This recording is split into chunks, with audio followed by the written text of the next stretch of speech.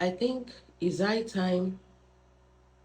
Gbogbo nǹkan tí Wunmi ń ṣe sí àwọn baba Mohbad, it's long overdue. It's high time for her to start fighting back. Lórí àwọn ṣe máa ń sọ kínní kan fún yín pé pẹ́pẹ́ ni mí. Ẹsẹ̀kẹsẹ̀ tó bá ti rí wọ̀sí máa ti kọ̀. That is it. A lot of gbogbo nǹkan tó ń ṣe sí ọmọ Wunmi is because she was not defending herself from day one. Bẹ́ẹ̀ni, she was keeping quiet, thinking that this will go. But one thing about Nigeria, your silence to them always means that you conceded. That is one thing about Nigeria. Your silence is like you conceded to whatever it is they are doing. Wunmi has been bullied from the day one. In fact, kí ni mo sọ? Kí Mohbad tó kú? Ṣùgbọ́n àti Mohbad jọ ń jẹ̀yà ni. From the day one. Wọ́n ti ń bully ọmọ yìí. Ẹ gbọ́ gbogbo interview tó ṣe. Fóun tó lóyún. Bàbá Mohbad lọ́jọ́ ń gorí òkè. Tó ń sọ pé kì í ṣọmọ òun. Ó ní máyín ló mọ̀ òun gorí òkè torí ìgbà tóun àti Mohbad rẹ̀ sì ń fẹ́ra. Bàbá Mohbad fẹ́ kóun tètè lóyún. Táwọn gorí òkè táwọn gbààwẹ̀ àwọn jọ ń ṣe gbogbo ẹ̀ papọ̀. Ọmọdé lẹ̀tọ̀ bàbá Mohbad sọ pé ọmọ náà kẹtàn. Wunmi has endured too much. As èèyàn tó lọ́mọ obìnrin, I used to think to myself pé Ọlọ́run má jẹ́ káwọn ọmọ wa kó ṣe léyà. Aloba's family is a devil's den. Kì í ṣe ibi tó yẹ kó ọmọ obìnrin yà sí. Starting from orí Josie náà.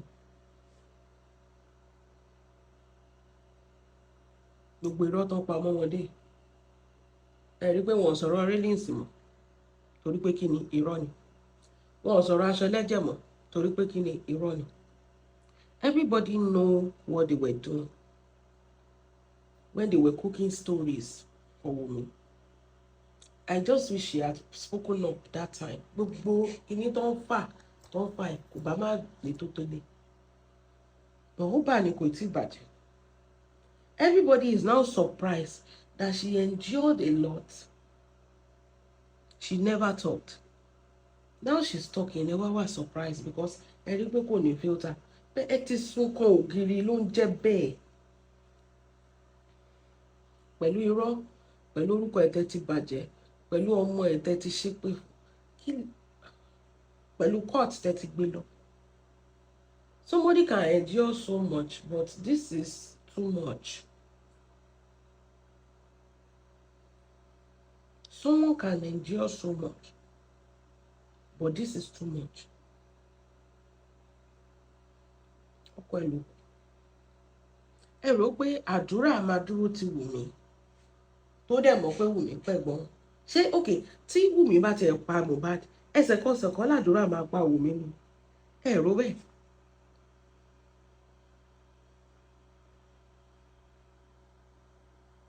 Tí Wunmi bá pa Mohbad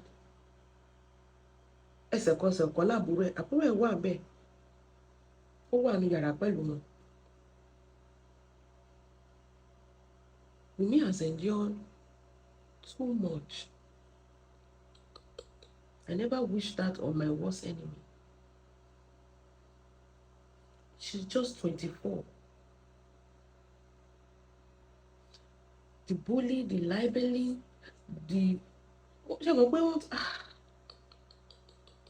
thinking about that girl, threat to life and everything. Àwọn Naira Marley tó jẹ́ pé wọ́n stress ọmọ yẹn tí tó máa fi kú. Now they are freely walking. But Wunmi that did not stress her man, that she did there, taking care of him till the man passed away. She's still going through stress. And everybody is now like, ó ti sọ̀rọ̀ jù sí bàbá Mohbad. Ó gbọ́dọ̀ sọ̀rọ̀. In fact, ó ti pẹ́ jù kó tó sọ̀rọ̀. Nǹkan tẹ́mi ti ẹ̀ sọ ni. She has kept quiet for way too long.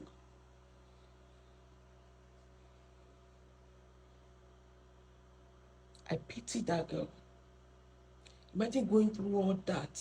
Internet bullying, threat to life, changing location, court every day, inquest. You still have a son you have to show up for.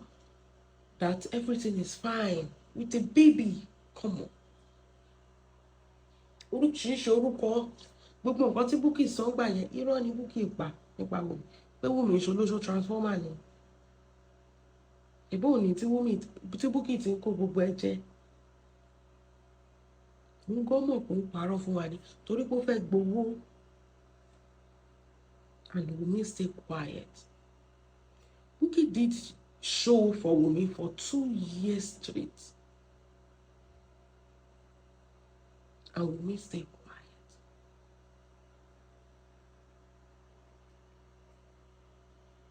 Mo máa pity ọmọ yẹn. There was a time but I kọ́kọ́ rí. Ṣe bó ṣe ọkọ iṣẹ́ ń balẹ̀ ń sìn.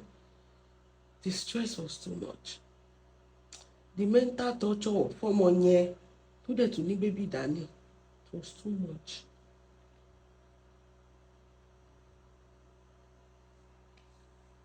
Ní ọkọ ẹ̀, òun ló yin lọ́rùn, òun ló gun pa, òun ló sọ pé kán gbàngbàng gbogbo fabricated Yorùbá movie Nollywood story.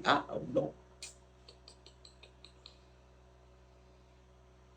Baba Mihbad ló tún wá subject Wunmi to bully jù. Wọ́n dẹ̀ close gan. In fact, ìyàwó Mihbad gan close mọ́ Wunmi. Ṣebí sometimes èèyàn tó súnmọ́ ẹ gan ló máa betray ẹ. Júdásì ló betray Jésù. Baba Mihbad tó súnmọ́ Wunmi ló betray ẹ.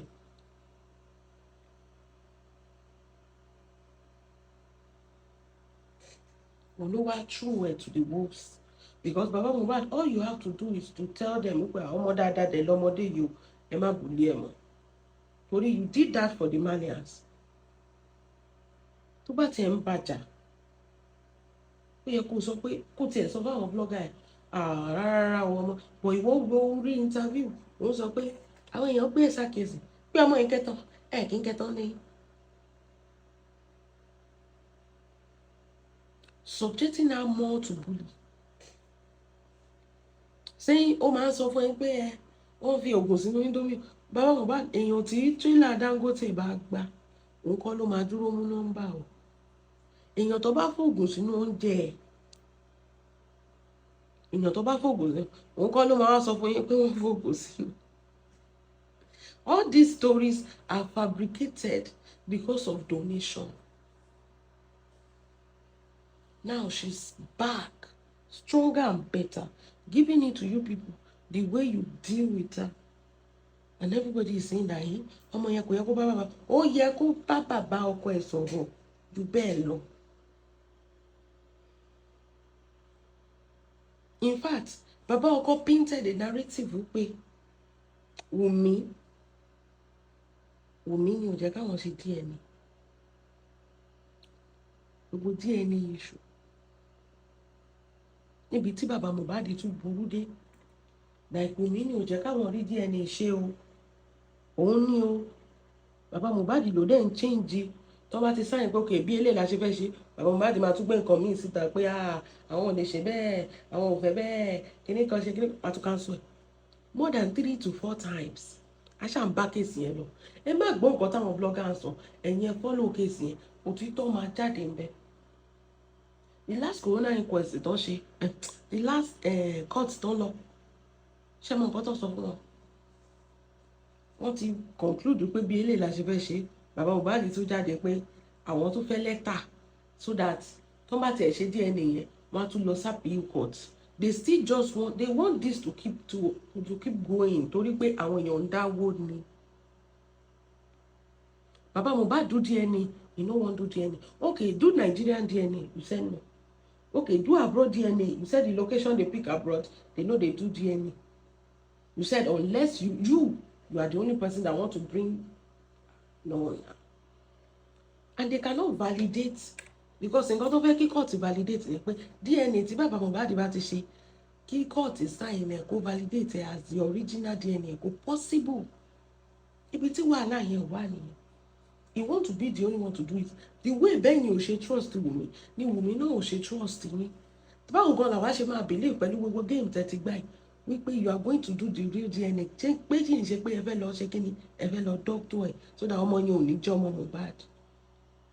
Ṣètìrí picture ọmọ òun sí ṣé mo téèyàn bá ṣẹ̀ bímọ ó lè má jọ bàbá tẹ́ bá rí ọmọ yẹn sí ṣó dàbí spit image Mohbad ó ti dàgbà dáadáa sí ṣó dàbí pé Mohbad lanu báyìí ó pọ̀ lẹ́nu.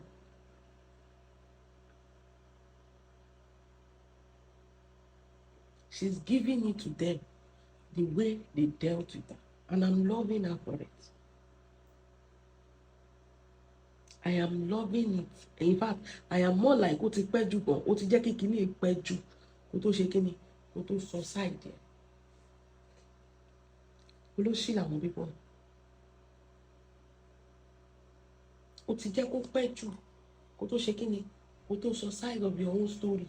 Ó jẹ́ kó pẹ́ tó yẹn. Ọba sọ pé àwọn oníwèrè lórí ìwọ náà gbọ́dọ̀ jẹ́ kó mọ̀ Nàìjà lélẹ̀ pé onídàgbàdà ṣókò.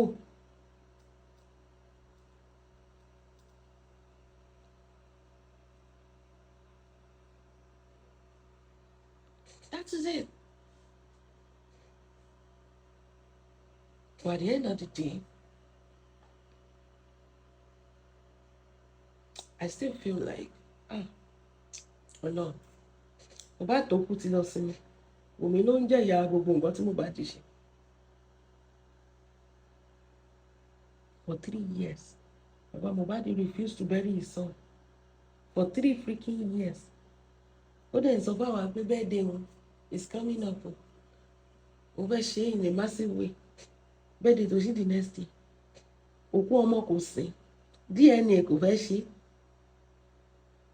Wunmi is being fair. Ó sọ pé okay, ẹ má jẹ́ kí any one of us tún ṣe DNA. Ẹ jẹ́ kí court ṣe. Bàbá Mohbad náà òun ò trust the court. Wípé ara òun lòun trust. Ẹ bá mi bèrè lọ́wọ́ bàbá Mohbad, kí ni big deal tó wà lẹ́yìn DNA tí ò bá ṣe pé torí royalty tó fẹ́ dù pẹ̀lú Wunmi?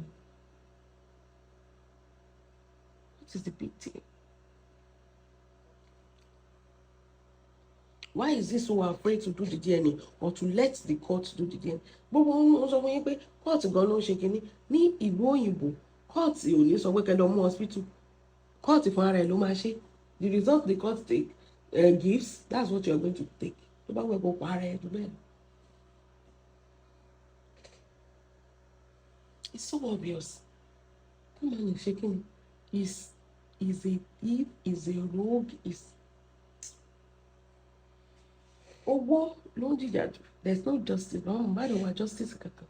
His concern is his pocket. Justice for Baba Mohbad's pocket. Ìyá Mohbad warned us. We never knew.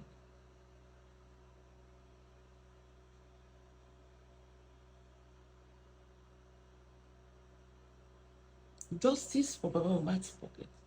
Whatever Wunmi can use to fight now, she should use it.